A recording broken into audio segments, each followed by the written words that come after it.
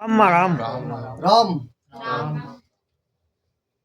खाचर दावे बेटी में एक अंबिका के साथ में एक मसाणी मेलडी मेलडी में मसाणी मेलडी उत्पन्न होने कई कारण रहे, कई कारण रहे, कोई एक कारण नहीं रहे है। एक मसाणी मेलडी शमशान में बैठी, दूसरी मसाणी तुम्हारे घरे बैठी, तीसरी मसाणी तुम्हारे पीपल में बैठी, चौथी मसाणी रोड पे बैठी। कई कई मलाखू मेलडी, कई मसाणी मेलडी, कई नफोदनी मेलडी।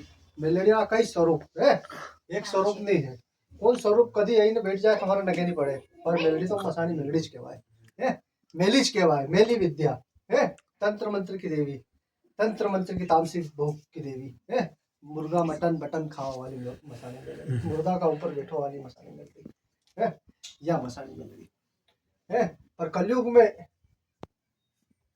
कलयुग को राजा है मसाणी मेलडी। हर एक काम, हर एक गांव और हर एक शहर ने चलाओ वाली है मसाणी मेलडी। અને ને वरदान प्राप्त है कि कलयुग में थारी घर घर पूजा था। और आज अपन देखा कि घर घर मसाणी उत्पन्न हुए।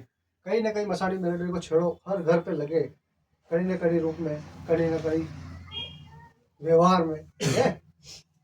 कोई भाई भक्त माता जी की कितनी पूजा करते हो घर का मंदिर में है ने अचानक से आग लगी जावे, मंदिर हल गई लाके है। लोग कह देवी देवता अग्नि स्नान कर लो, जो अग्नि स्नान नहीं है, ये तुम्हारा घर पे कोई मसाणी मेलडी लड़वा नहीं है, तुम्हारा कद देव न जलेगी है।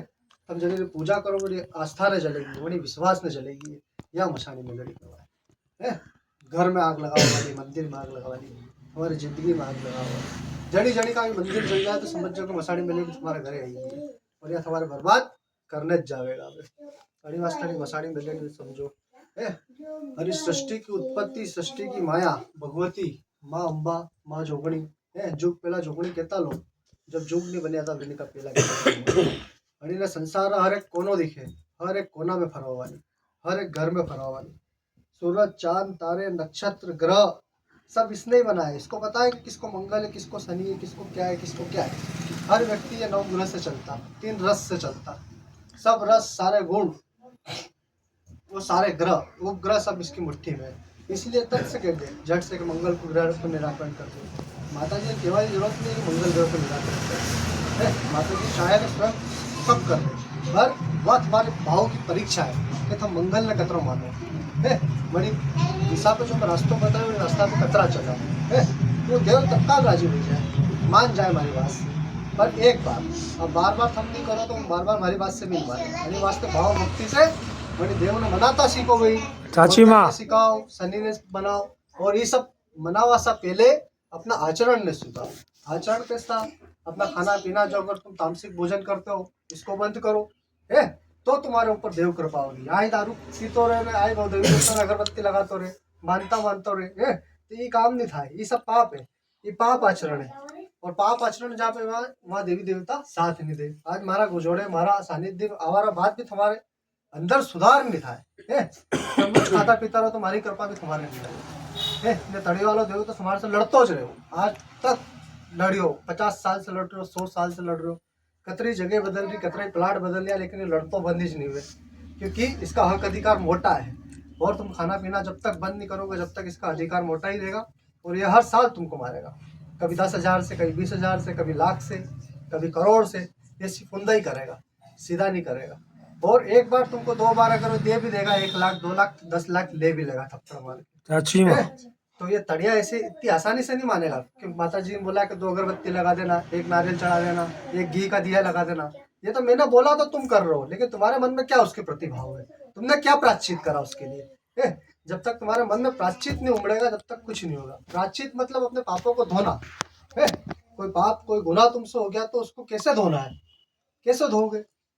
मन में ग्लानि होना चाहिए, आत्मग्लानि होनी चाहिए कि हमारी वजह से इसको कष्ट हो रहा, तकलीफ हो रही, छोड़ दो खाना पीना है। जिस जगह को अशुद्ध कर रहे हो उसको शुद्ध बनाओ, और प्रायश्चित करो दिन रात 24 घंटे में 5 बार। जैसे मुसलमान लोग 5 बार नमाज पढ़े, ऐसे 5 बार तुम भी पढ़ो है, तो झट मान जाए।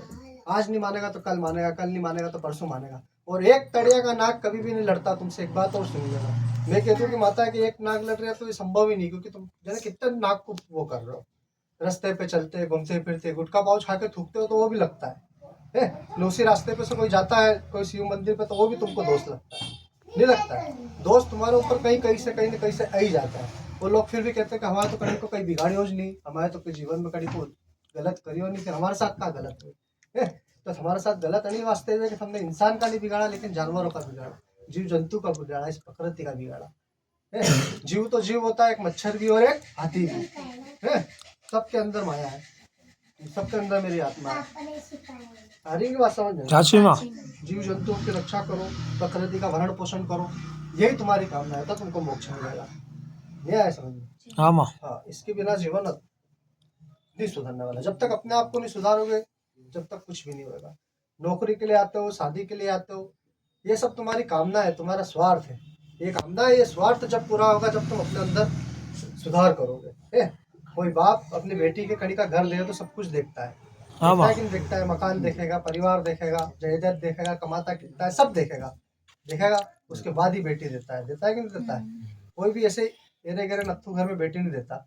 आज हर घर में ये परेशानी है। लड़कों की उम्र 32-32, 35-35 साल हो गई, लड़कियों की उम्र 30-30, 32 साल हो गई।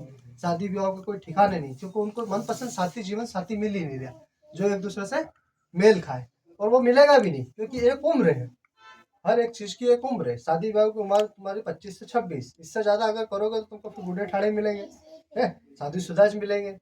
ठीक है, तो तड़िया वाला नाक तुमको ये सब बलगलाता है कि आज नहीं अगले साल कर देंगे, अगले साल नहीं अगले साल कर देंगे। तुम्हारा हर एक काम को रोक देगा, तुम्हारा हर एक चीज पे ताला लगा देगा, तुमको बढ़ने ही नहीं देगा।